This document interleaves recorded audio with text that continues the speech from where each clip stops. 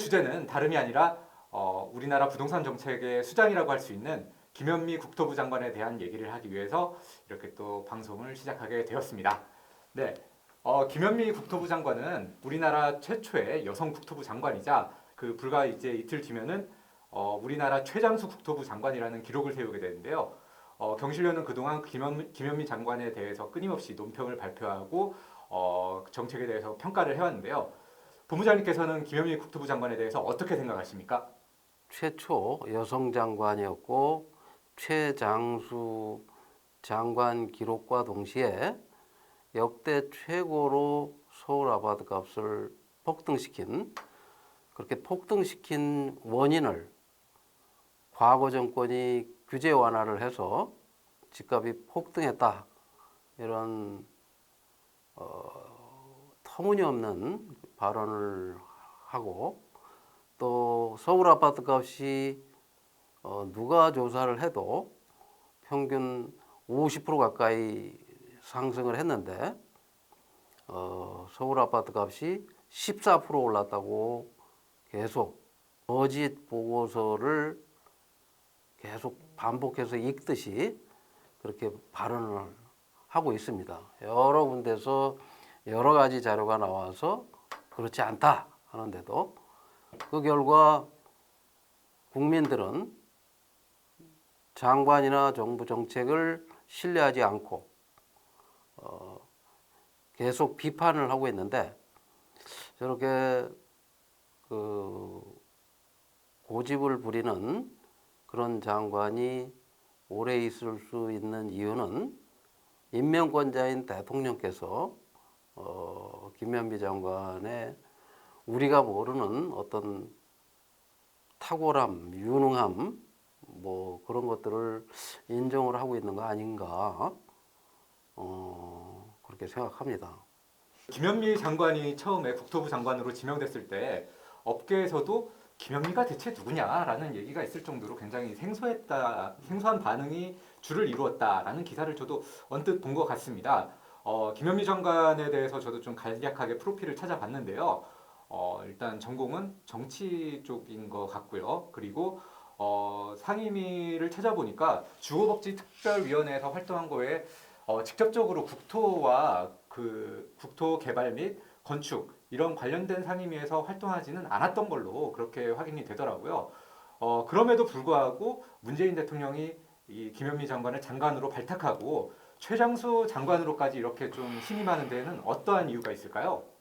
국민들 입장에서는 집값을 폭등시켜서 한 85%, 90% 국민들이 고통스러워하고, 또 젊은 사람들은 돈을 빌려서라도 집을 사게 만들고 초조하게 만들고 불안하게 만들고 하던 서울 아파트 값을 2억 5천, 한 3억 가까이 폭등을 시켜서 서민들이 도저히 월급을 모아서 저축을 해서는 집을 살 수 없을 정도까지 높여놨는데도 이 대통령과 정부 입장에서는 워낙 많은 아파트를 사게 만들었고, 그 물량이 불과 3년 사이에 임대업자들이 사들인 물량만 약 100만 채 가까이 되고, 아파트라는 걸 지으면 요즘은 아파트에 들어가는 가구 제조업, 또 가전제품까지 요즘은 다 아파트 안에 세팅이 됩니다.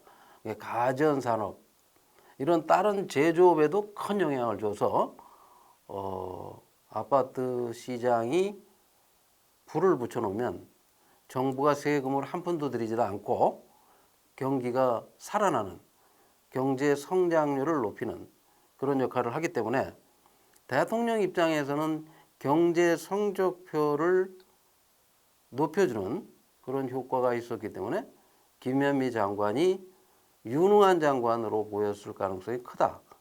아까 말씀하셨듯이 김현미 장관은 국토, 건설, 교통 이런 분야와 전혀 상관없는 분야에서 정치활동을 해온 분인데, 이런 분이 국토부 장관으로 가서 3년 이상 최장수 장관이 된다는 것은 좋게 보면 능력이 있는 것이고 안 좋게 보면 술수에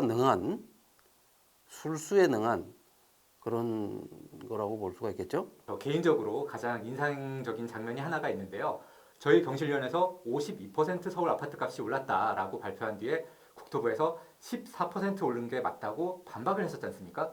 그런데 불과 얼마 지나지 않아서 김현미 장관이 대정부 질의에서 의원의 질의에 뭐라고 답변을 했냐면 서울 집값은 불과 11%밖에 오르지 않았다라고 답변을 해서 크게 또 구설을 일으킨 바가 있습니다. 저는 이 장면이 굉장히 좀 기억에 많이 남는데요. 앞으로 이제 김현미 장관이 그 최장수 국토부 장관 기록을 깨게 되면 그 이후에 그 김현미 장관의 행보는 어떻게 될 거라고 전망을 하시는지 한번 좀 말씀해 주시겠습니까?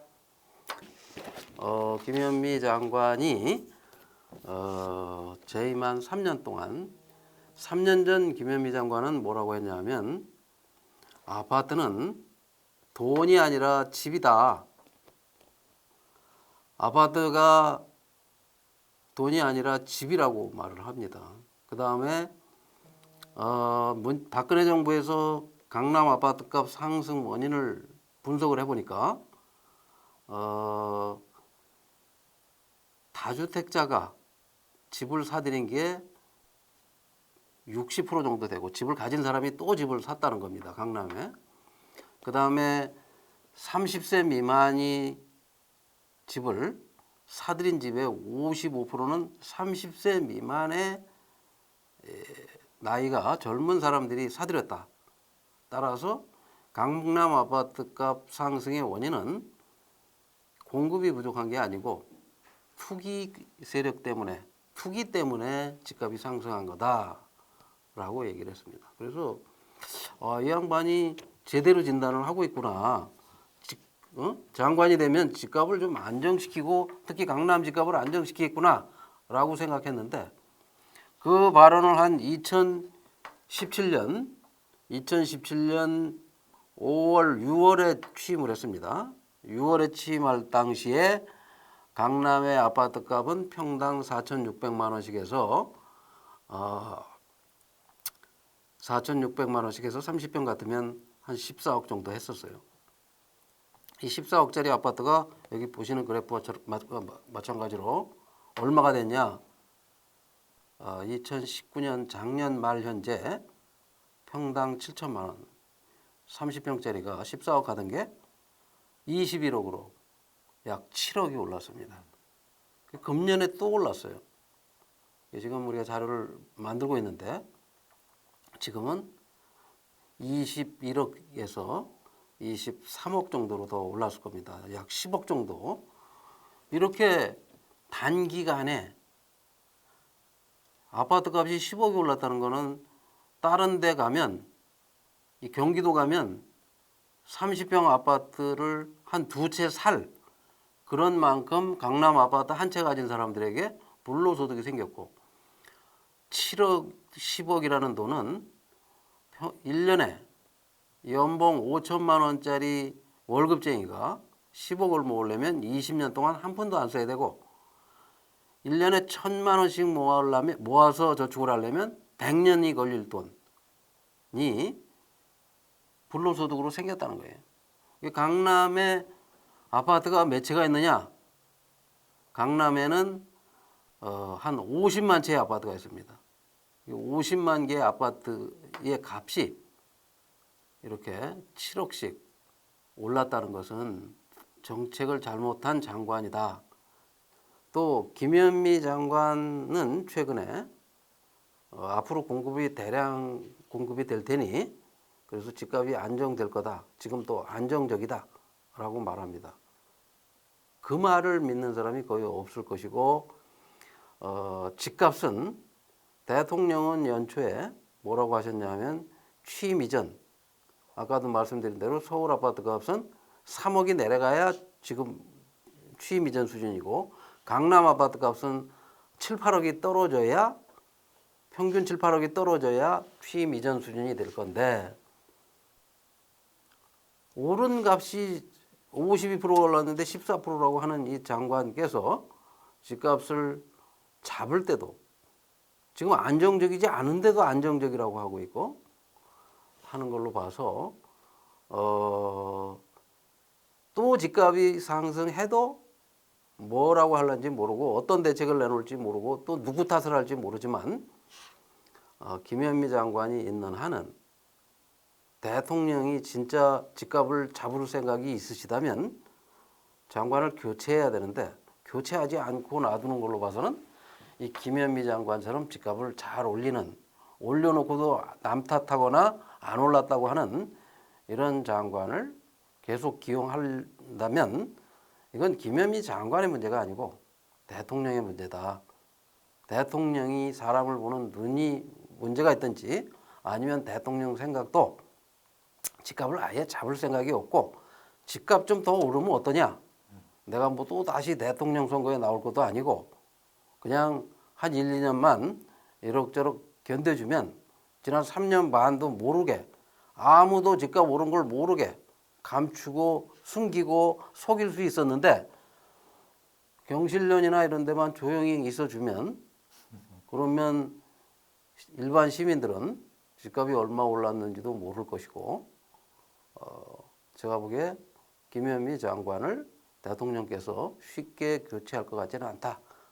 바로 잡아는 정권이 되겠다고 본인이 촛불 정권을 얘기했고 취임사에서 공정, 평등, 정의를 얘기했던 대통령께서 지난 3년 동안 기울어진 운동장을 더 기울게 만들고 더 서민 삶을 힘들게 만들어 놓고도 청년을 향해서 공정을 얘기한다는 것은 너무 무책임하고 정의롭지 못하고 공정하지 못하고 평등이 뭔지 모르는 거 아닌가 하는 생각이 들었습니다. 국민들이 모를 거라는 그냥 적당히 넘어갈 거라는 그런 생각을 하신다면 지금은 속거나 눈을 감거나 모른 척하거나 넘어가실 수 있을런지 모르지만 훗날 반드시 밝혀질 거라고 저는 믿습니다. 가리려고 하지 마시고 속이려고 하지 마시고 사실대로 있는 그대로 받아들이기 바랍니다. 이상입니다. 오늘 김현미 장관에 대해서 집중적으로 알아봤는데요. 결국 김현미 장관의 문제는 문재인 정부의 부동산 철학과 뗄래야 뗄 수 없는 것 같습니다. 네, 오늘 김원동 본부장님의 말씀 잘 들었고요. 부동산 이야기 다음 시간에 또 찾아뵙도록 하겠습니다. 다음 시간에 또 뵙겠습니다. 감사합니다. 네, 감사합니다.